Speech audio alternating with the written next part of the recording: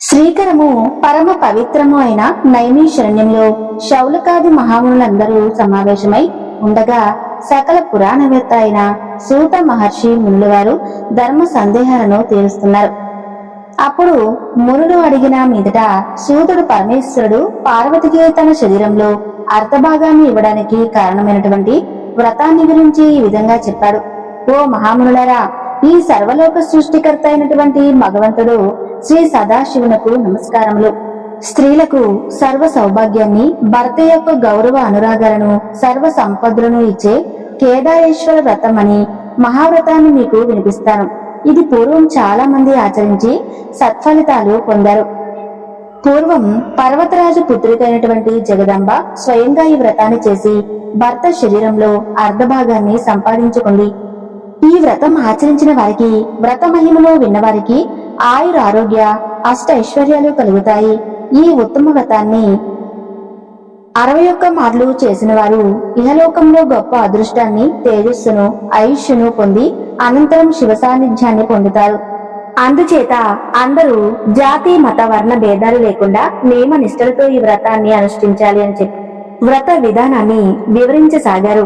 పరమ పవిత్రమైన కైలాస పర్వత శిఖరాన శ్రీ పరమేశ్వరుడు ఒకనాడు పార్వతీ సమేతంగా ప్రమద గణాలు, మునిగణాలు, కుబేర, వరుణ, ఇంద్రయ, దిక్పాలకులు, నారదుల వారు, అగస్యాది మహాత్ములు కొలువు తీరి ఉన్నారు.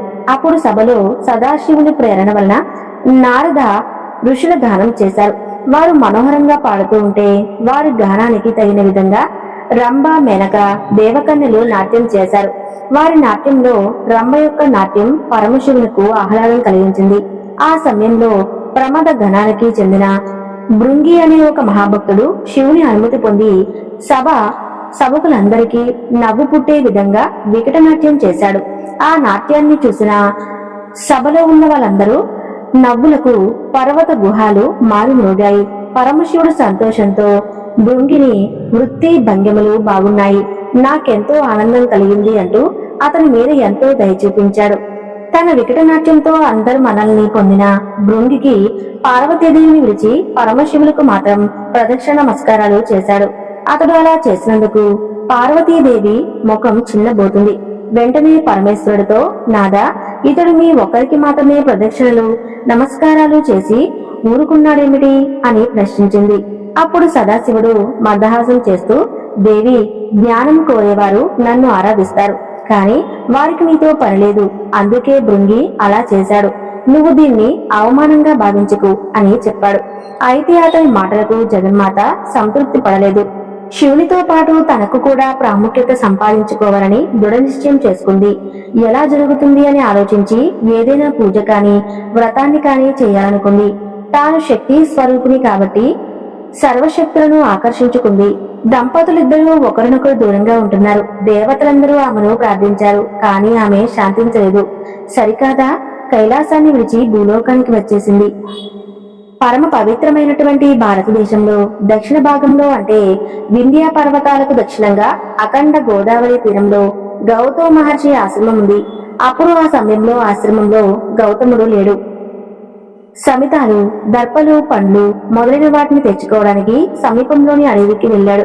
పార్వతీదేవి వచ్చి ఆశ్రమంలో కూర్చుంది.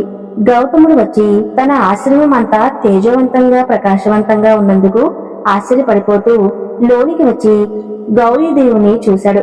వెంటనే అతిథి మర్యాదలన్నీ చేసి ఆమె రావడానికి గల కారణాన్ని అడిగాడు. ఆమె తన దుఃఖానికి గల కారణం చెప్పి, ఓ భగవానుడా, యోగ్యులందరి చేత పూజలందుకునే ఆ పరమేశ్వరుని యొక్క అర్ధభాగం నాకే విధంగా లభిస్తుందో అటువంటి వ్రతాన్ని ఒక దానిని నాకు ఉపదేశించమని అడిగింది. సర్వజ్ఞుడైన గౌతమ మహర్షి కొంతసేపు ఆలోచించి, అమ్మా, కోరిన కోరికలు ప్రసాదించే కేదారేశ్వర వ్రతం అని ఒక మహావ్రతం ఉంది. కేదారేశ్వరుడు అంటే పరమేశ్వరుడే. అతన్ని ఉద్దేశించి ఆ వ్రతం ఆచరించు, నీ కోరిక నెరవేరుతుంది అనగానే ఆమె, మహాత్మా, ఆ వ్రతం చేసే విధానాన్ని నాకు వివరంగా చెప్పండి అని అడిగింది.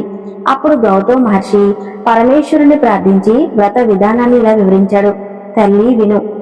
అశ్వయుజ శుద్ధ అష్టమి నాడు అభ్యంజన స్నానం చేసి శుచిగా ఉండి తెల్లని పట్టు దారాలతో గాని, నూలు దారాలతో కాని 21 పేటల తోరణం సిద్ధం చేసుకుని కుడి చేతికి కట్టుకోవాలి.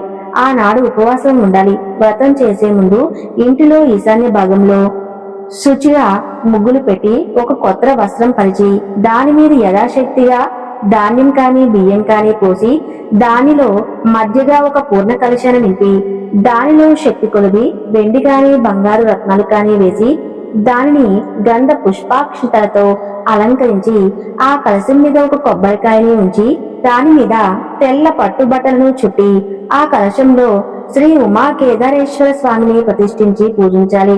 గోధుమ పిండితో చేసి ఆవు నేతితో వేయించిన 21 పూరీలను, పాలు, పెరుగు, నెయ్యి, తేనెను, పాయసాన్ని, రకరకాల పళ్లను స్వామివారికి నివేదించాలి.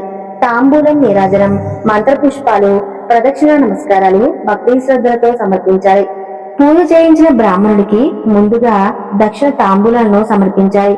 పూజ అనంతరం 21 మంది బ్రాహ్మణులకు పిలిచి వారి కాళ్ళు కడిగి దక్షిణ తాంబూలాలను సమర్పించాలి. వారికి భోజనాలు పెట్టాలి. ఉపవాసాలు చేయగలిగితే వరుసగా 21 రోజులు చేస్తే చాలా మంచిది. ఈ విధంగా వ్రతం చేస్తే కేదారేశ్వరుడు నీ ఎదుట ప్రత్యక్షమవుతాడు. నీవు కోరిన వరాన్ని ప్రసాదిస్తాడు అమ్మా. ఈ వ్రతం చేసి అభిష్ట వరాన్ని పొందు అని ఉపదేశించాడు గౌతముడు.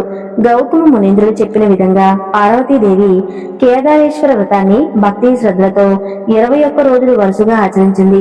21వ నాడు వ్రతం సమాప్తి చేయబోయే సమయంలో పరమేశ్వరుడు ప్రత్యక్షమై నీకేం వరం కావాలో కోరుకోమన్నాడు. అప్పుడు పార్వతీదేవి, పరమేశ్వర, ప్రకృతి పురుషులమైన మనం ఇద్దరం వేరువేరుగా ఉండటం సమంజసం కాదు. అందుచేత మీ శరీరంలో అర్ధ భాగాన్ని నాకు ప్రసాదించండి. అప్పుడు నన్ను మీ నుంచి ఎవరూ వేరు చేయలేరు. నన్ను మీ నుంచి వేరు చేయటం ఎవరి తరమూ కాదు అని కోరింది. శంకరుడు సంతోషించి ఆ వరాన్ని అనుగ్రహిస్తాడు. దేవి ఆనాటి నుంచి నేను అర్ధనారీశ్వరుడు అనే పేరుతో పిలువబడతాడు.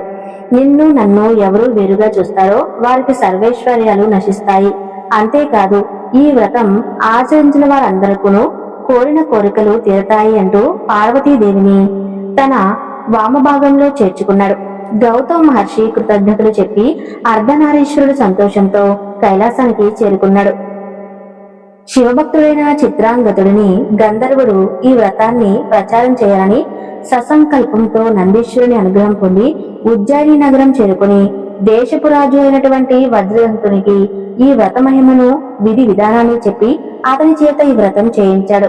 వ్రత ప్రభావం వల్ల రాజు చక్రవర్తి అయినాడు.